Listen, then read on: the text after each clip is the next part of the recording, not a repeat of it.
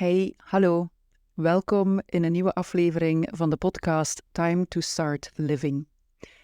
Na het prachtige interview met Ibe Kastelein moest ik denken aan een van de eerste podcasts die ik ooit opnam en die meteen ook heel ontroerend en grappig was. En dat was die met de Zweedse doorwinterde trainer, therapeute Rikke Kjelgaard. Zij is echt een expert in haar vak en ze is gepassioneerd zo groot als ze is.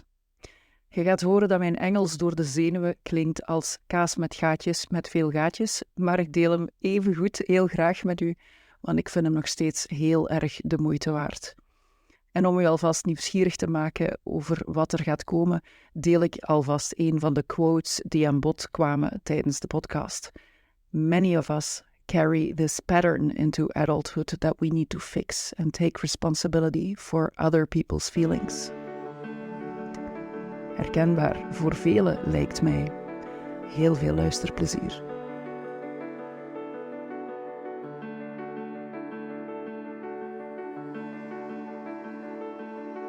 Hi, Rikke. It's so nice to have you on this podcast today.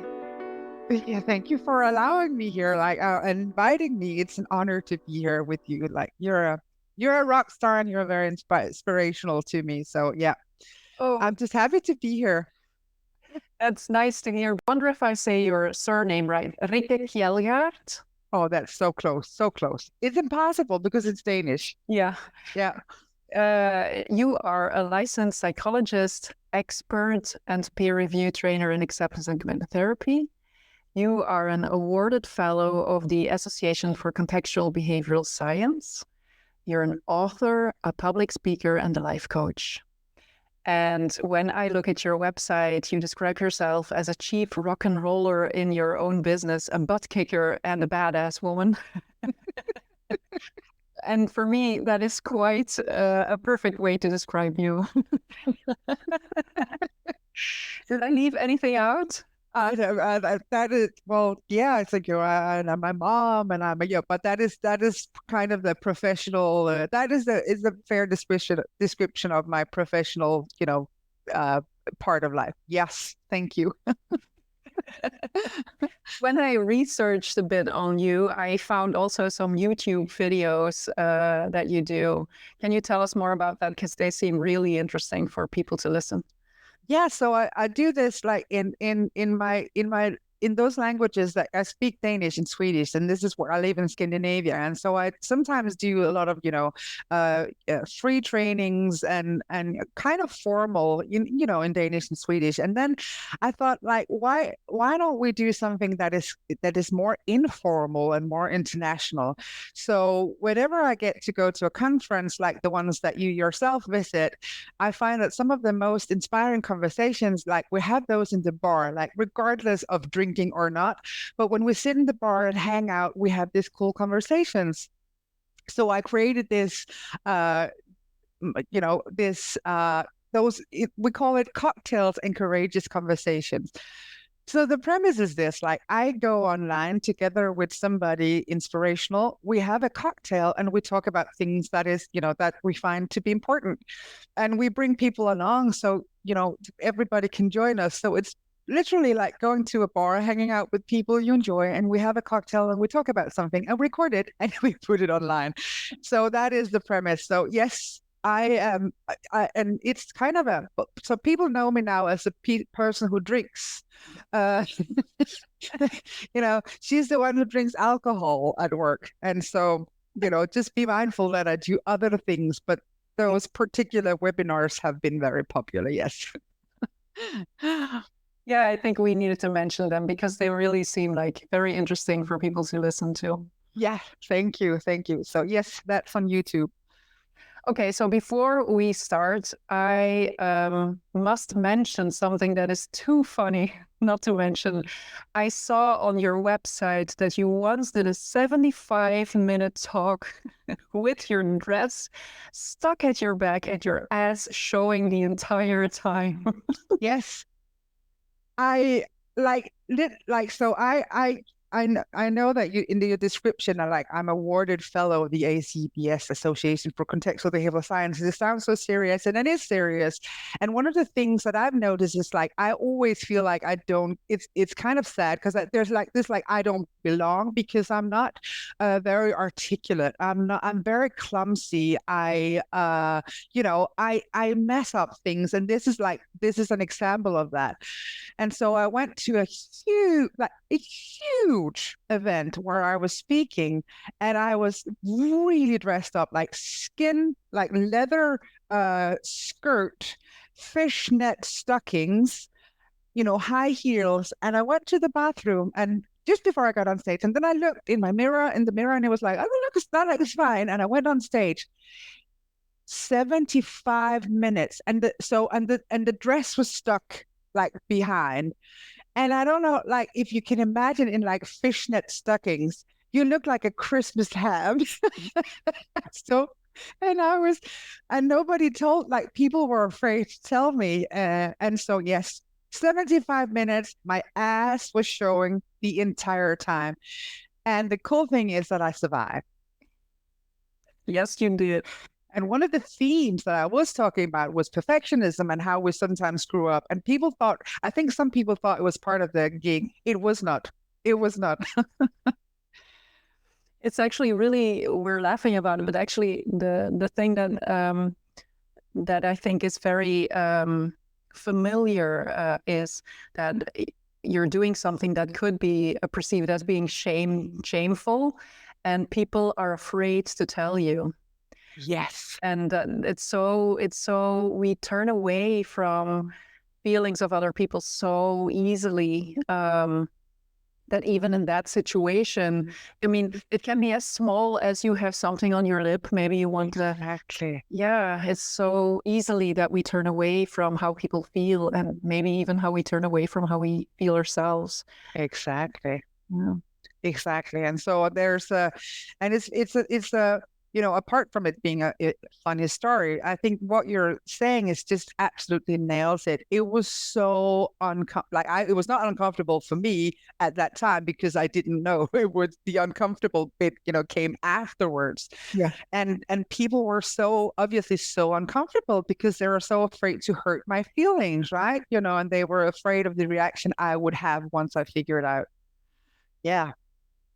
It reminds me of, it was the first thing that you emailed me when I asked you if you wanted to do a podcast with me. I remember the hug you sent me, and for me, it was the same thing. And I want to tell you what I remember is I mean, I was really feeling awful at that time. And people came up to me and asked me, it was in the middle of a conference. And as you and I know, a lot of people there. So people were asking me, are you okay? Because you don't look okay. But it was like this polite kind of small conversation. And we're used to having more heartfelt conversations in those conferences. So that's already says something that it was like this more polite kind of a conversation of how are you doing? And then I saw you and I told you, and you hugged me. And it really felt good to have someone who hugged me. I really could use it at the time. And then I felt like, okay, maybe I've hugged long enough and I might just now, go a bit, take more distance. And you pulled me towards you again. And you said like, I don't remember really what you said, something along the lines of you deserve to be held longer. And I remember thinking, wow, you're not someone who turns away when someone really feels awful. It's like you can handle it. Well, I remember that specific hug as well, and I'm so glad that you got that experience because that was what I was hoping for you. Like, I got you. Like, I will not lean away from this. I will lean into it, and whatever it is that you're holding, I know about what you're holding, but whatever it is that you were holding, you don't have to hold this alone. In this moment, I'm here with you, and so I think sometimes one of the most precious gifts we can give others is like a gift of compassion and sitting with them in a moment of despair. Yeah. Yeah, and I think it was just the small sentence you used was, I mean, I've forgotten what you said, but it was more the hug itself that really was heartfelt, and that, yeah, we turned away so easily. And it was really inspirational that you did that, because after that, when I hug someone and he's in trouble, then I really try to hug, like, you don't have to carry this alone. Yeah. Yes, yes, yeah. Oh, I'm so glad that you remember this, because that was a moment that is a moment that just stands out for me, like connections like that at conferences, and that is a way of, however fair that may be, that is one of the ways that I remember you, like, you went straight to my heart. Yeah. Yeah. Yeah. Thanks. Yeah. Likewise. Definitely. Thank you. I wonder how we can help people do that. Talk more openly, try to handle more of suffering of other people and of ourselves. So That is such a good question. And I think one of the things that we need to acknowledge is that we have this tendency to, like you said, to to turn away from suffering and to react upon what is happening inside of us. I have an example of that, if you want me to give you an example. And it makes me cry every time. So just bear with me. I was doing a thing in Sweden where I was talking for a short period of time, and because I was just on stage for a short period of time, I chose to bring my children, because then we could get away for the weekend and they could, come and see me work. Because normally that doesn't work. mm-hmm. And so I was on a huge stage, and I brought my children, and my teenager sat in the back and was, busy with an iPad. But my little son, he was like, oh, there's a stage, there's a microphone, there are lights, and there's all of that. So he was just like all over the place. And so when I started, I was hoping he would like go to the back, and he didn't. So he was like on the front row, just in front of the stage. And I was giving this talk about vulnerability and about leaning into discomfort. And I told my children that when I work, I sometimes get so passionate that I also get very emotional, and tears will flow. And mind you, they're used to me, like, I'll cry when I'm happy, I'm cry when I'm sad, I'm cry when I'm angry, I'll cry when I'm proud. So crying is, frequent. And so I was, again, talking about these vulnerabilities, and I started crying, and the audience started like sharing moments of like despair and difficulty. So we were so moved, all of us. And I was just like so passionate in talking about this. And then I saw Victor, my youngest son, and he was like, he went on stage. He poured water. He went for napkins. He started arranging the pens for the whiteboard. He was really upset, and he was so little that he couldn't really he didn't even have a language for that. So, well, he was 9, so he was not that small, but it was clearly very difficult for him. And the invitation was that to people to raise their hand and share something difficult. And then he raised his hand. And I was like, I kind of took away the microphone, and my mom's working here. Like, could we take this later? And he was like, you asked us to share. And so Victor was giving a microphone, and then he said on stage in front of everybody, and here I was like the presenter / mom, or actually mom / presenter. And he said, when you cry, it is really, really difficult for me. Oh, wow. And I don't know what to do. And I was like, wow. And I was like, what do you notice yourself doing, Victor? Well, I wonder if I can give you some water, or maybe if I got some napkins, or maybe if and he was just talking about all the things that he did. And I was like, wow, that's so sweet. And that's so loving. What do you think would happen if I felt better? And he went, well, if you feel better, then I will feel better. And it was just like that. It was just like apart from it being very shameful because it was, very public, it was just spot on. And I noticed this is what we're being taught from that we're very small. First of all, to take responsibility for others' feelings. So when mom and dad, or like when adults feel bad, children will often feel like they have to fix it. And so many of us carry this pattern into adulthood that we need to fix and take responsibility for others' feelings.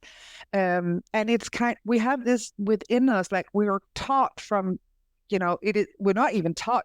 It comes with when we're born. It's a gift and it's a curse that we are so uncomfortable with anything being uncomfortable. So we want to take it away. So my point is that whenever somebody else is feeling is suffering, we have a tendency to want to make it go away. Like we have a tendency to want to make it go away for ourselves and for the things that we feel when others feel bad. So one of my hand to heart missions in life is when, I work with therapists and, practitioners, is to teach them to sit in this, sit in the darkness, to sit in what is difficult with their patient, with their client, with another being, and not run away. And that is that is a big invitation, and it is so, so difficult. And so, however shameful it is to share this experience with Victor, because I wish, I wish they were at home and didn't have to, be in the middle of that. I'm also very proud that he was actually able to tell me how he was feeling. And it taught me to be more aware of the times where in my family, I give my kids, well, I don't give them, but they take responsibility for the way that I feel. So this is, I think it's an eternal learning opportunity. And it's so difficult for many of us because we want to take bad stuff away. Oh, but what you're saying is very interesting, because you're like taking two things at once. So on the one hand, you're taking like the idea of acceptance, like just sit there. You don't have to fix it. You don't need to run away from it. It's okay. And the other part, which I think is very helpful too, is it's not your responsibility to solve this. You can just be there for the other person, which makes it more liberating to just be there. It's not your responsibility for that person to feel better. You can just be present with it.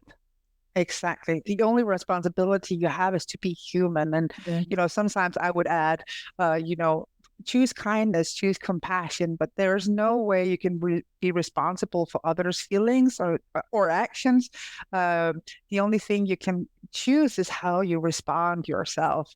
Mm-hmm. So there's an interesting piece about, responding rather than reacting, and holding others in compassion and kindness, and knowing that whatever you have right now, it will not break you. Like you are capable of like you can sit with this suffering. The suffering will not break you. It is difficult and it will not break you. Mm-hmm. Yeah.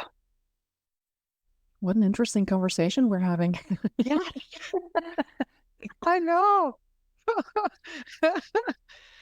It reminds me a bit of one of the things that you mentioned on your website and which you talk about openly is the imposter syndrome feeling. And I wonder what that is exactly. For me, it feels like the resume of it is you're a perfectionist and you don't want people to know you not being able or capable. Yeah, there are different kinds of, I think different people say different things about this. And so if you really dive into this, there's a lot of like different variations of imposter. There's the perfectionist, there's the superhero who thinks he or she has to, carry the whole world. There's a soloist, the person who thinks that I should be able to do this alone, etc., etc. So I think there are about like normally five categories of imposters, but I think the common theme is that like, I am a fraud. Like, if when people find out what I really am capable of, they know I don't can't do enough for it, and I don't do enough, or I was lucky to get this job, or I was lucky to get here, or I should be doing this by myself. And so there's a lot of variations, and the common thing is that it can become so problematic because people don't really go for the life that they want to live or go for the opportunities because they're held back by an inner voice saying that you're not ready, you're not smart enough, you're not as good as others, you were just lucky when they find out, etc., etc.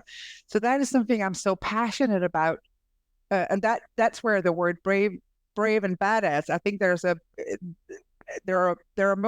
are places where I put badass on my website, and that is because I want to invite people to step outside of that and see that they are badass, and that it's not a matter of carrying the world or being perfect or being absolutely competent. It's a matter of chasing what is important to you and engaging in those behaviors with the voice saying you can't do this or you're not good enough. That is what I'm really passionate about, having people to step outside of their comfort zones and shine and thrive and be badass in this world. I see so many holding back, and that is such a shame. Do you still run into it yourself? Oh, yes. Like all of the time. Like just last week, I was out, and I noticed shame when I talk about this. I was interviewed in England for a pretty prominent interviewer, and for a big chat. Like it was very huge about imposter syndrome, and when they contacted me, I was like, why are you asking me? I don't know, like literally. And so it just shows up all of the time. And one of the things that I've noticed in my life is that years ago, and sometimes still, but years ago, I wouldn't speak up then. I'd just play it safe. And then I saw myself starting to choosing to kind of practice what I preach. And so I have massive imposter syndrome. And I'm like, I still can't believe why you asked me to come here. And I'm like, oh, should you just, I have all these ideas of why you would do that.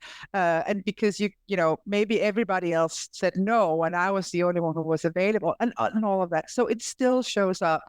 Yeah. And I know, like, people will tell me that they see me as a very successful and very, self-confident, and I've done a bazillion, speaks on stage with or without a dress, and so I've noticed that I can come across that way, and so people want to learn, how did you do that? And those are skills that are like everybody can master. And so that's what I teach people, to behave in ways that can be perceived as confident and also vulnerable and brave, with an imposter breathing down your neck. Wouldn't it be a shame if we all just stayed in a corner all of life? Yeah, it is, and for the both of us, it definitely would be. Yes, it would. I know, like you're starting to expand on what it is that you want to do, and I'm guessing you've had a million thoughts. If you're somewhat like me, you probably had those thoughts too. And what the world would miss out if Annick didn't, if you didn't do what it is that you're doing. I remember when I began, like 10 years ago, I got a question from Kevin Polk and Benjamin Schudorf to write a book with them, and with a couple of people, and I was asked for it. But I knew both men, but like from a distance. And so they asked me by email if I wanted to do that. And I said, well, I don't think I know as much, but thank you for asking. And then I got another email saying, but we would really like you to do it. And I kept saying, like, I think 3 or 4 times, like, nah, maybe that's not such a good idea. Isn't there anyone else? And at the end, Kevin said to me, okay, cut the crap. You're just going to write this with us? And so it was so liberating to get that response, because it wasn't about am I able. It was more about we just love you to be part of it, and we'll help you get through it, and we'll support you and give you everything you need, but just do this. And that was one of my major moments when I realized, like, yeah, you just have to step in the game and then see if you want to play it and play it and enjoy playing it. So I love that. Like, what a beautiful way of getting you to do that. yeah. And I love the message in there. You don't have to sound perfect. You don't even have to sound smart or good. We just like the sound of your voice. Yeah. Like literally, like, just come in here and hang out with, we just want to be with you and hear what you have, like you have. And that, I think what the light you're shining on something so important that, yeah, I think every one of us we have an important message. And if we're waiting for that message to be packaged right, or like looking right or sounding good, my God, might as well mummify ourselves, right? Mm. I'm so glad that they said that to you. I'll start saying that more to people. Cut the crap and just and start, come in here, cut the crap and start doing it. Yes. But at the same time, I also experienced in these last 10 years that setting that type of behavior, which at a certain point, you practice it and and it's okay, and you can do very scary things and do it anyway. But what I've also learned is that doing that needs to be accompanied by this very authentic move of why you're doing what you're doing, because otherwise it will just be behavior that makes you feel more free in the things that you're doing, but actually it's more of the imposter part of I'm able and I can do this. So it's a thin line of when am I doing things aligned with me or right for me, and when am I just creating more imposter syndrome. I love that. And it is all about the function and the meaning. So as you said, why are you doing this? Are you doing this to quiet down your inner imposter, with the consequence of it just being louder afterwards? Yeah. Or are you doing it because it's true? It truly is meaningful to you. And so I think that the question we need to ask ourselves, like, what is most important right now, to listen to the imposter, or to make a change in this world, or to get out there and give your message or share your message, because I think that is sometimes what we forget, is that there's somewhere there's the little girl or a boy looking up to us and really learning from what it is that we're doing. And I sometimes have to connect with that I will touch the life of somebody, maybe somewhere, and that will be worth it. Like, that is why I keep going, because people are being touched and changing their lives because of something I might have said or done. That's what's keep me going. Yeah. It's not, and English is difficult. And I can I just say that I have not been drinking today. Just if we're selling me as the person who drinks at it's only for those. I am not drunk now. Just saying. I'm so happy that you're trying to convince someone. Yes. Don't you get that with English as well? Sometimes it's like the N's are just so difficult. Oh, yeah. Yeah. I've been struggling with the word February. February. Yes. We need a cocktail to pronounce February. I was wondering, for me, taking care of myself has been like one of the most triggering points of the imposter syndrome, because like I can tell other people what to do, but as a therapist and a trainer, I'm not sure if I know myself what to do. How is that for you? Can you like not only take the best care for others, but also for yourself? No, I really suck at that. And so, and the thing is that I realized that I'm really crap at that because I'm so busy kind of engaging in others and, being passionate about others that I forget that. So what I've done, and I'm kind of, I'm a little bit ashamed to say it because I would rather say, oh, I'm so like, I just did yoga with, but I don't. But what I have done is that I've started planning it because I will not have an inner, like, there's no natural inner voice going, oh, you should really, it's just like the imposter gets in the way. So I'm planning it, literally planning, behaviors of self-care. And I've told my environment, like, I need external help because it doesn't come really, well, sometimes it does, but rarely.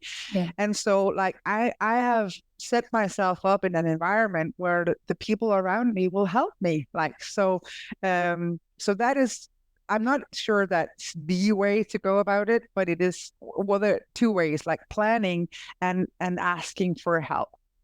And I was over 40 before I learned to ask for help. Mm-hmm. Do you ask for help? Well, I've started asking for help in that domain as well. Yes. Yeah.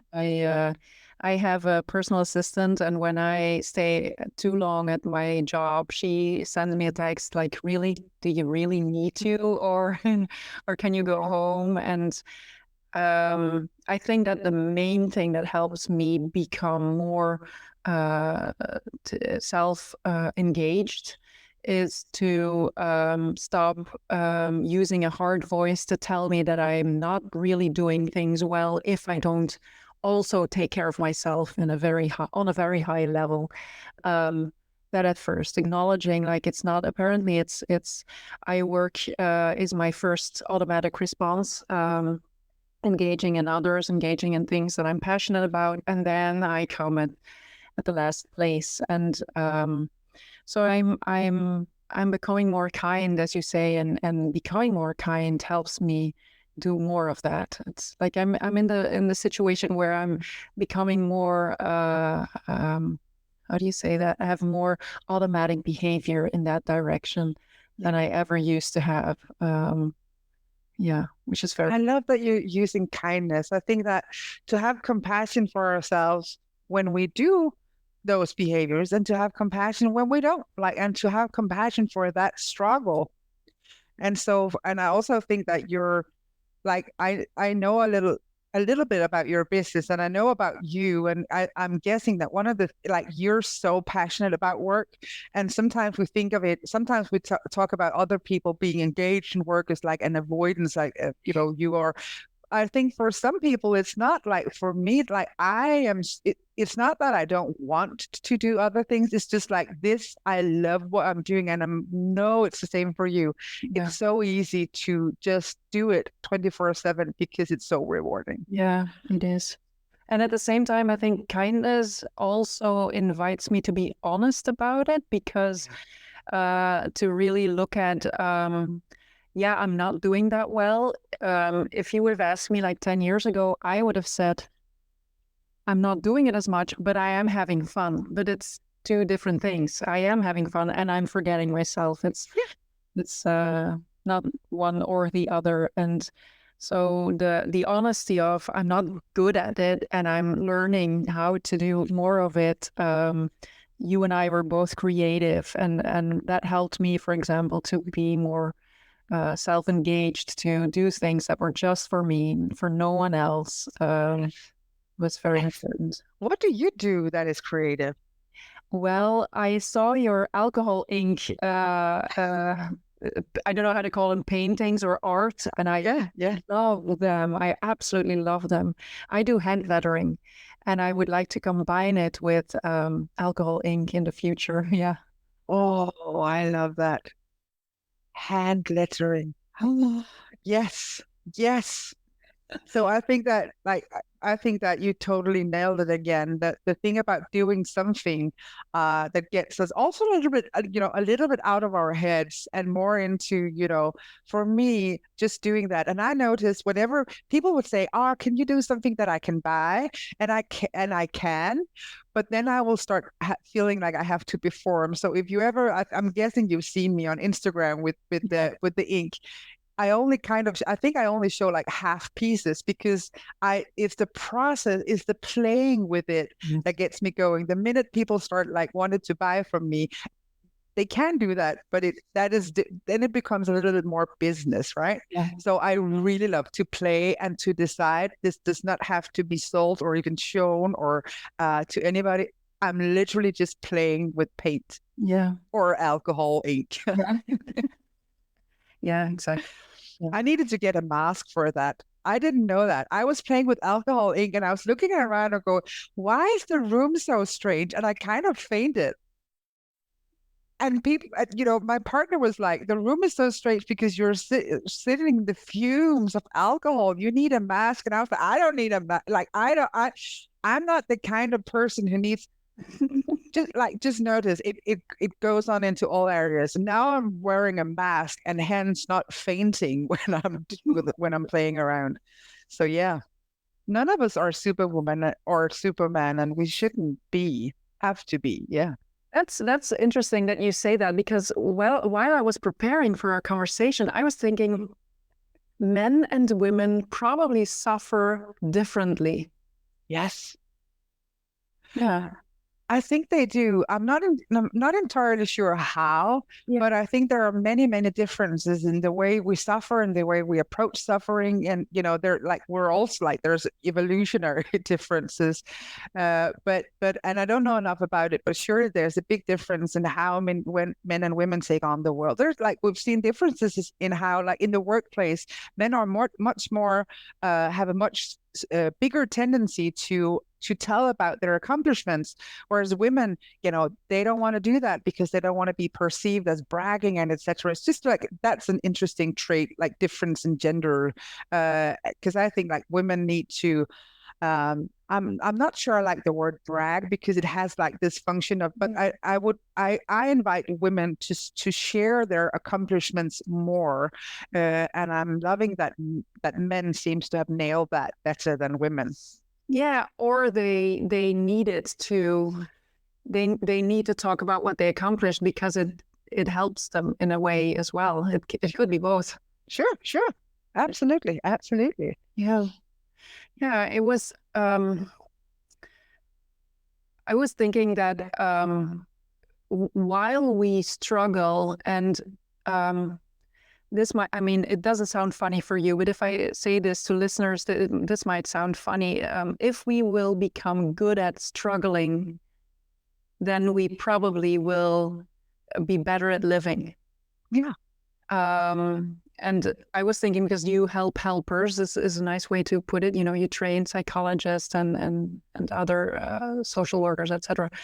I think one of the things that I hear most when I still do supervision for psychologists, and I often hear but I'm not sure if I'm, able, or if I can do this. I'm unsure about myself. And then sometimes I say, maybe you should just tell your client you're not sure. And they're like, but I cannot do that. If I tell him, he'll think I'm incompetent, etc. And I was thinking, is that really true that if you are a CEO of a company and you're struggling, that you might not be a good CEO? If you are a psychologist and you're talking about the fact that you're struggling, that you're not a good psychologist? Well, I love that question. And I literally see it the other way around. I think in order to be the best CEO, I think you need to be able to show yourself vulnerable and authentic. And I think in order to be a helpful helper, I think you need to show yourself vulnerable and authentic. And I think there's a lot to be said about context and body language. So let's say you were my patient. And you go tell me what to do, and I go, I don't know. Yeah. Well, that would probably be problematic for you because you'd go, well, didn't you study this? But if I go right now, I'm not sure what to say, and I'm really happy that you share this with me. It's a completely different thing. So I think. Saying that I don't know or I'm struggling right now, there's so many ways that can be said. And if you're willing to sit with that and sit with yourself and, stay, like if you're the CEO and you go, right now I'm hurting and I'm not sure what to do. And I'm still standing. Like I will not leave this ship. But I will tell you that it's difficult for me right now. I think that is so it's beautiful. And, when people do it, I cry and I get so proud because that is exactly what I train people to do, to stay in the difficult and to share it and to not go it in a way that goes, right, I don't, because that's something completely different, right? I did a mindfulness training once, and we gave feedback to the mindfulness trainer, and talking about it with her, she started saying in group, well, I've been thinking for a long time, maybe I need to leave this job and maybe it's not what I should be doing. But the way that she presented it was like, you're giving our problem back to us. And now we need to handle the fact that you're not sure about this job. I mean, that's not our job. You need to handle the job. Yes. Yes. So if you're a CEO, I'm trying to figure if you were a CEO and you got really horrible feedback and you felt bad, I think one way, well, you're you're the one who knows all about it, but my spontaneous would be like, whoa, like, oh my God, thank you so much for sharing this. I know that it's painful, and thank you for telling me there's something I need to work on here, like that, often I think that would be a much more workable, because I think that what the person you described there was that when we go into that mode of, I'm in lack of better words, where we kind of feel sorry for ourselves, and when we feel like a victim and that the world has, is not treating us nice. And I, it's a valid place to be, you can be wherever you want to be. I'm not sure though it's a very helpful place for you to be. So you can be like a literal victim of everything, and you can still choose to put yourself in a position where you're the agent of your own life. Mr. Paul Gilbert, or I had the pleasure of hanging out with Mr. Paul Gilbert a while ago. He's the founder of, I know that you know, but for your listeners, compassion focused therapy. And he said something that just went straight to my heart. He said, your house might burn, imagine that your house burns down. That is not your fault. Or that, you are being hit by a car. It's not your fault. And I will say, and he will say, but. And you do have a responsibility. So if your house burns down, it's not your fault, but it's your responsibility to rebuild it. If you're being hit by a car, it's not your fault, but it's not your responsibility to start walking again. And it really just struck me, because so many of the people that you and I see, Annick, are in a place where they felt like the world has hit them in some way and they're kind of stuck, which is completely understandable, and it's not your fault. What you do have, though, is a responsibility to get up and live the life that you want to live. Mm-hmm. Yeah. Yes. Yeah. Yes. I was thinking if we can give people some advice on how to begin tackling the imposter syndrome if they have a problem with it. So one way I think to begin, and it can sound difficult, is that to first of all to notice that it's there. Like, just notice that you're being held back by an inner voice, and not like it's a voice. It's a thought that you're having. It is not necessarily like the truth or like the rules of the universe.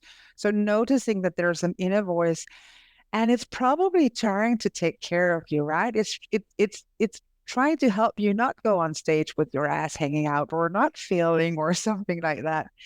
But the question is whether we should always listen to it.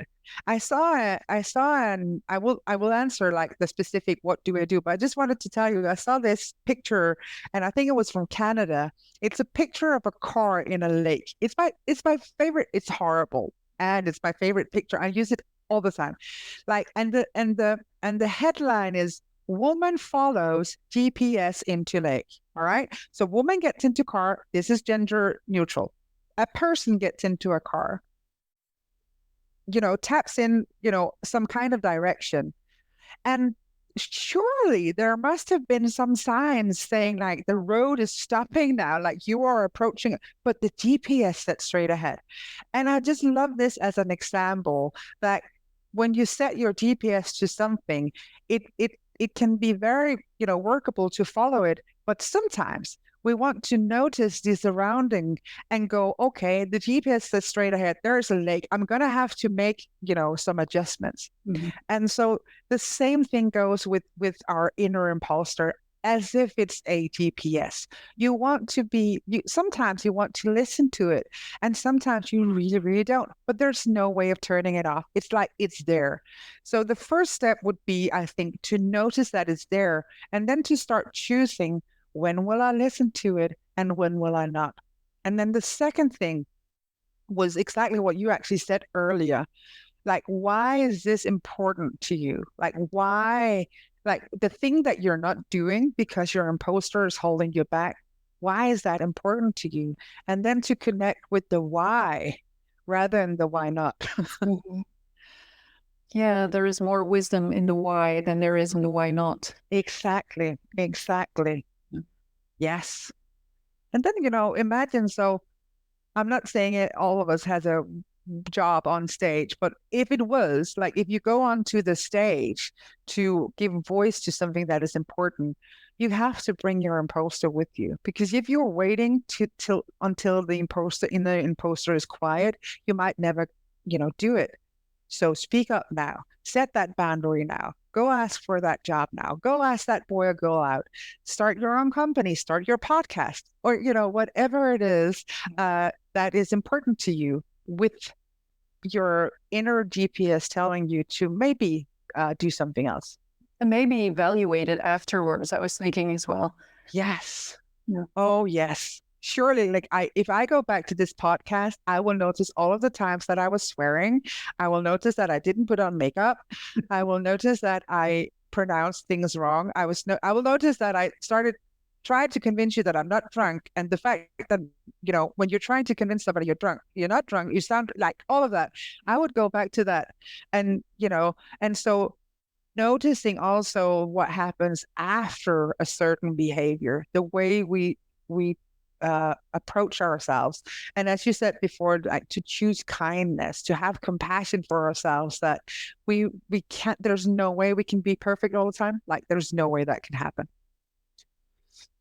Yeah, and I think for me, evaluating is also about looking back and thinking, I chose that path that was different from my imposter. I took him with me. But if I take the other path, how does it feel, or how content or grateful am I to take that road instead of the other one that I'm used to taking? Like, if you notice and appreciate that you did something different. Yeah, I mean, if you were to look at this podcast, and me as well, and we would just go over the things that we think we didn't do exactly how we wanted to do them, and you said some things and I wanted to go into them, and then I lost the thread of the conversation and I did something different, and I can look at that and say, yay, but I did it anyway. Or I can look at, but how was it for me to just be me in the conversation, and notice how the imposter came and went back, and how I know that if I would have done this differently, like 5 years ago, with a lot of more of this imposter syndrome attacking me, how this conversation would not be invigorating as much. It would more make me tired and think of, when will I stop doing that? Yes. I think what you're saying, I think, is so important. Like, do you deliberately choose to put your attention somewhere else, and choosing to put your eyes on whatever was meaningful and helpful, or etc., instead of going into the loop about everything that we do wrong. Yeah, I think so many of us spend a lot of time there, like evaluating negatively on what we didn't do, or didn't do it right. Yeah, very true. Yeah. Okay. We're already at the end of the podcast. Oh my God. Isn't this amazing? I'm so proud of you for doing this. Like, just imagine all of the lives that you're touching by doing this, that putting this into the world. So I'm just wanted to say that I'm so grateful that you are doing this. Thanks. That's very nice to hear. Thanks. Are you doing these in your own language as well? Yes, some of them, mainly in English, but mainly in English because I know a lot of English speaking people, and because I really want to get them out there. Yeah. And the other, and of course, some Belgian people that will speak Dutch, of course, as well. Yeah. Oh, I love Dutch. I love Dutch. It's such a beautiful language. Yes. Yeah, it sounds so much like Swedish or Danish, or it's a bit. It sounds a little bit like Danish, I think. Yeah. The same ring to it. Yes. Yeah. Very true. Okay. Thank you very much, Rikke, for spending time with me and having this very inspirational conversation. Thank you, Bill. That's what I can say. Well, thank you for having me. And again, I'm grateful that you're doing this, and I'm just, proud to see you touch the lives of so many people. But really nice to see, a woman going out there and accomplishing all of these great things. So kudos to you. Thank you very much. Let me just, okay. So before we end our conversation, where can people learn more about this work that you do? So to come back to the very beginning with my tricky name, but my website is actually my name. So www.rikkekjelgaard.com. So I'm hoping somewhere that you have put down so it's my name with a .com after it. That's where I hang out. And you also have a program that I think people can follow, right? To Yes, yes, I have the Fierce, Fabulous and Female program. So you will see all about that on my website. So everything that I do is in the website. And I'm also on Facebook and Instagram and everywhere. So if you want to connect with me socially, just come find me. Okay, thank you very much. Thank you. Voilà, ook deze podcast zit er weer op. Heel leuk dat je opnieuw bent blijven plakken tot het einde van de podcast. Ook heel erg bedankt voor de feedback die ik van velen van jullie telkens opnieuw mag krijgen langs allerlei wegen. Echt heel erg fijn. En vooral blijven doen, zou ik zeggen. Ik heb daar namelijk heel veel aan om te begrijpen wat ik doe, of dat hetgene is wat voor u zinvol is om naar te luisteren. Als er vragen zijn naar aanleiding van het luisteren van een van de podcasts, dan hou u niet in om mij te contacteren via LinkedIn, Facebook, Instagram, mail. Je zult mij wel vinden. En als het kan, dan neem ik uw vragen weliswaar anoniem mee in de podcast om daar een keer uitgebreid bij stil te staan en daar in de diepte op te proberen antwoorden. Ik heb intussen begrepen dat er voor een podcast reviews nodig zijn om relevant gevonden te worden in die podcastwereld. En vermits ik graag zoveel mogelijk mensen wil bereiken, wil ik u uiteraard als luisteraar vragen om een review. Hoe doet je dat? Ik ben het zelf moeten gaan opzoeken, want ik wist het ook niet. Je gaat naar de titel van de podcast, de algemene naam van de podcast, in dit geval Time to Start Living. Je klikt op de 3 puntjes rechtsbovenaan en dan gaat je de mogelijkheid vinden om een review achter te laten. Een review zijn het aantal sterren die je geeft afhankelijk van hoe goed dat je de podcast vindt. Mocht je dit willen doen voor mij, dan kan ik u alleen maar heel erg dankbaar zijn. Kunt je nu na het luisteren van de podcast meer diepgang gebruiken en voelt je klaar om intensief met jezelf aan de slag te gaan, dan kunt je altijd surfen naar de website van It Is Time. 3 keer per jaar organiseer ik een training en die duurt ongeveer 3,5 maand. Hierin komt alles aan bod wat je hoort in die podcast, maar uiteraard op een diepgaander, meer fundamenteel niveau om echt die transformatie te kunnen doormaken. Wilt je hier meer over weten, dan mocht je mij gerust een mailtje sturen en dan spreken we elkaar daarover. Dus alles over dat traject vind je op itistime.be. Heel veel liefs en wie weet tot de volgende podcast. Bye bye.